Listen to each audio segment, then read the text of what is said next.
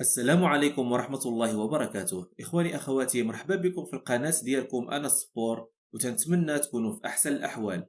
بعد ما خرج وليد الركراكي وعقد ندوة صحفية اللي أعلن فيها على اللائحة النهائية ديال 26 لاعب اللي غيرافقوا المنتخب المغربي لنهائيات كأس العالم بقطر، تخلقت ضجة كبيرة حول بعض اللاعبين اللي تم الاستدعاء ديالهم. الأغلبية ديال اللاعبين اللي نادى عليهم المدرب المخضرم وليد الركراكي كان يتوقعهم أغلب المحللين على الساحة الرياضية وكذلك المشجعين، لكن كانت عدة مفاجآت، منها حضور الشاب الصاعد ونجم المستقبل وصاحب 18 عاما بلال أخنوس لاعب جينك البلجيكي، بعد أن كانت عدة محاولات من طرف المنتخب البلجيكي باش يكسبوا الصفوف ديالو عن طريق الإغراء ديالو بالوعد اللي عطاه المدرب البلجيكي روبرتو مارتينيز بأنه غيكون حاضر معاه في المونديال.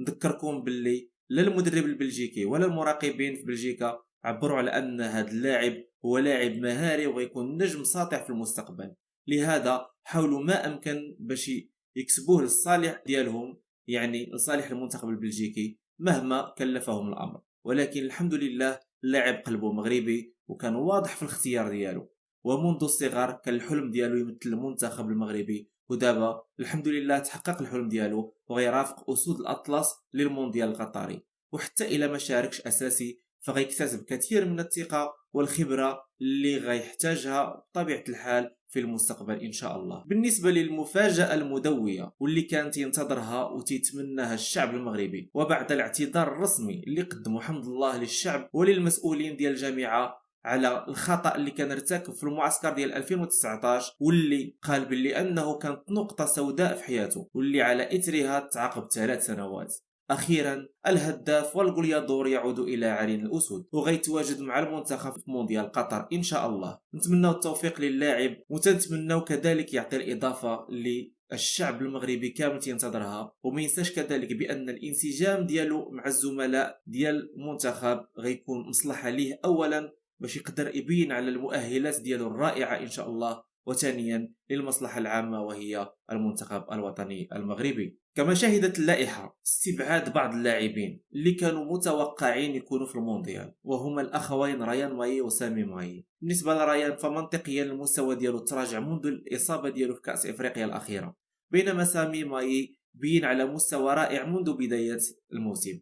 كذلك سامي ماي يلعب في مراكز متعددة، يعني يقدر يكون بديل لاشرف حكيمي، وهذا هو التساؤل اللي ما فهمتوش انا شخصيا، كيفاش اعتمد على بدر بانون اللي ما يمكنلوش يلعب لا كظهير ايمن ولا ظهير ايسر، وخلى سامي ماي اللي يقدر يستافد منه في حاله الطوارئ. التخوف اللي كاين هو لا قدر الله تصاب اشرف حكيمي او خدا 2 انذارات، فمن هو اللاعب اللي يمكن ليه يعوضه من غير الى استثنينا مزراوي اللي غادي يعتمد عليه وليد الركراكي كظهير ايسر. نتمنى يكون المدرب موجد الحلول والخطه البديله في حاله اصابات لا قدر الله، واللي كنظن من منطلق رايي الشخصي او نعتبرها قراءه شخصيه لافكار وليد الركراكي، وهو غادي يعتمد كذلك على زكريا ابو خلال في الشق الدفاعي، لانه سبق ليه ولعب كمدافع ظهير ايسر. ما سبقوش الاحداث، نثقوا في وليد الركراكي وفي اللائحه ديالو، وان شاء الله يكون التوفيق حليفهم في المونديال. بالنسبه للغياب اللي اثار ضجه وسط الساحه الكرويه خصوصا عند انصار فريق الرجاء البيضاوي، وهو غياب سفيان الرحيمي لاعب العين الاماراتي ولاعب الرجاء الرياضي البيضاوي سابقا، خصوصا وانه تقدم مستويات كبيره رفقه العين وتسجل اهداف كثيره، لكن لسوء الحظ المركز ديالو تيتواجدوا فيه عده لاعبين تيمارسوا الكره في مستويات عاليه، وهما عبد الصمد الزلزولي وسفيان بوفال، اللي كتحوم شكوك كثيره حول الاصابه ديالو واللي في اي لحظه يقدر يعوض سفيان الرحيمي حاله لا قدر الله والإصابة كانت كبيرة. اللائحة شهدت كذلك غياب الحدادي لاعب خطافي الإسباني، وعلى عكس سفيان الرحيمي فالغياب ديالو استحسن من طرف الجمهور المغربي، وهذا الشيء راجع لجوج ديال الأسباب. السبب الأول وهو عدم تردده سابقا لحمل شعار لاروخا الإسباني، واللي كان عبر على أنه ما نادمش، وحتى إلى تعرض عليه الاختيار مرة أخرى فراه غادي يختار المنتخب الإسباني بدون تردد. السبب الثاني واللي اعتمد عليه المدرب في الخيار ديالو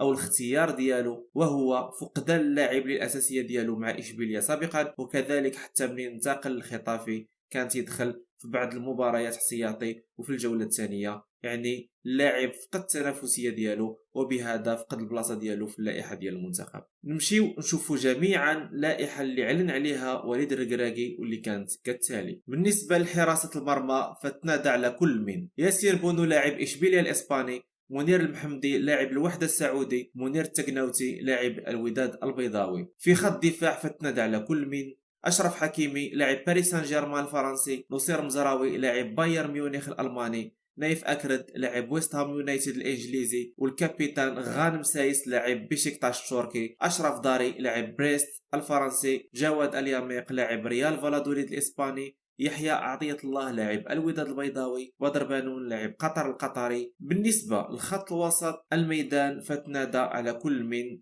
سفيان أمرابط لاعب فيورنتينا الإيطالي، عبد الحميد الصابري لاعب سامبدوريا الإيطالي، سليم أملاح لاعب ستاندارد ليج البلجيكي، عز الدين أناحي لاعب أونجي الفرنسي، بلال الخنوس لاعب جينك البلجيكي، ويحيى جبران لاعب الوداد البيضاوي. وأخيرا خط الهجوم واللي تضمن كل من حكيم زياش لاعب تشيلسي الإنجليزي، سفيان بوفال لاعب أونجي الفرنسي، أمين حارث لاعب مارسيليا الفرنسي، عبد الصمد الزلزولي لاعب اوساسونا الاسباني، زكريا ابو خلال لاعب تولوز الفرنسي، إليا الشاعر لاعب كوينز بارك رينجرز الانجليزي، ويوسف النصيري لاعب اشبيليا الاسباني، والد شديرة لاعب باري الايطالي، واخيرا حمد الله لاعب اتحاد جدة السعودي. كان هذا تحليل موجز حول اللائحة النهائية واللي مازال فيها ما يتناقش. صراحة مي نكتفيو بهذا القدر، ما نطولش عليكم. نتمنى تعطيونا الآراء ديالكم والانتقادات البناءة حول اللائحة النهائية اللي في الأول والأخير هي اختيارات المدرب اللي عنده واحد التصور وواحد الخطة ديالو،